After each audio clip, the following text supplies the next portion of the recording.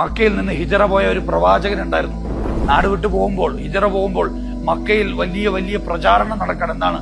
ജീവനോടെയോ അല്ലാതെയോ ഈ പ്രവാചകനെ പിടിച്ചാൽ 100 ഒട്ടകത്തെ, 100 ഒട്ടകം എന്ന് പറഞ്ഞാൽ ഇന്നത്തെ ഫെറാറിയും മെർസിഡീസ് ബെൻസുമാണ്, 100 ഒട്ടകത്തെ തരാമെന്ന് ഇനാം പ്രഖ്യാപിക്കാം. പ്രവാചകൻ നാടുവിടുക. ചാവുകടൽ, ചെങ്കടലിന്റെ അടുത്ത് വെച്ചിട്ടാണ് സുറാഖത്ത് ബിൻ മാലിക് എന്ന് പറഞ്ഞ ഒരു ചെറുപ്പക്കാരൻ പ്രവാചകനെ കാണാണ്.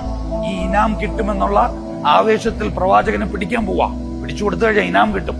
ആദ്യമൊന്നും പിടിക്കാൻ സാധിക്കില്ല. പക്ഷേ ഒരു പോയിന്റ് എത്തിയപ്പോഴത്തേക്ക് പ്രവാചകന്റെ കൈ പിടിക്കും. പ്രവാചകൻ പറഞ്ഞെന്തെന്നറിയാമോ? സുറാഖത്തെ, കിസ്റ രാജാവിന്റെ തങ്കവളകൾ ഞാൻ നിന്റെ കയ്യിൽ കാണുന്നു.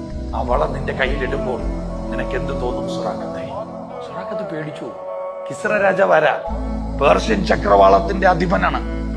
അന്ന് നിലനിന്നിരുന്ന ഏറ്റവും വലിയ സ്വർണ്ണാഭരണം തങ്കവള.